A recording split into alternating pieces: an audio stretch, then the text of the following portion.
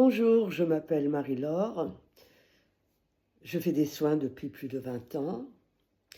Quand je ferme les yeux et que je suis à côté d'une personne, cette personne m'envoie des images qu'il va falloir que je comprenne, que je décrypte, parce que ce n'est pas un langage parlé. Donc, je vais vous raconter une histoire.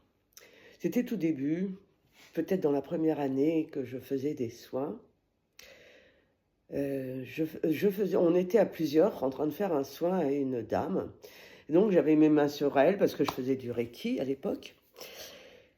Et là, d'un seul coup, je la vois en train de marcher dans une forêt et elle portait dans ses bras un linge comme on peut porter un bébé. Mais je ne voyais que le linge.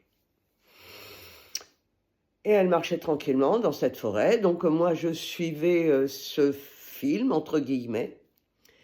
Et là, au bout d'un moment, au niveau du ciel, il y a une grande ouverture qui se fait et je vois la Vierge Marie descendre. J'ai tellement été surprise que j'ai rouvert les yeux.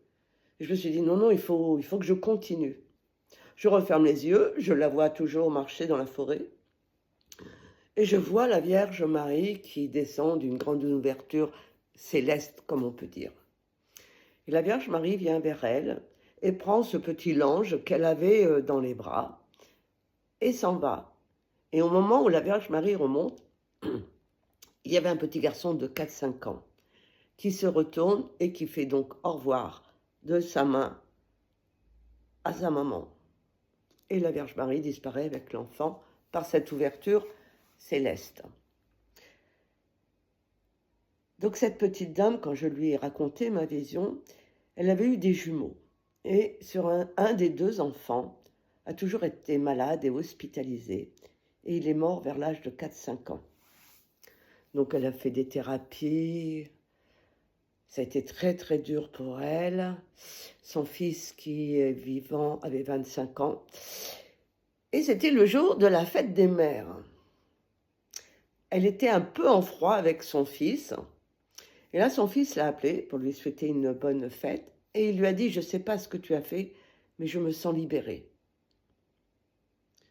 Pour elle, ça a été aussi une libération parce qu'elle avait tellement fait de soins différents, tu vois, un psychologue, et ça restait, et c'est une chose, je pense, qu'une maman ne peut pas oublier. Elle ne l'oubliera jamais, mais quelque chose s'est transformé. Parce que je pense aussi que le corps porte des mémoires. Et il y a des mémoires qui sont tellement violentes, je pense surtout pour une maman, pour un enfant, que c'est inscrit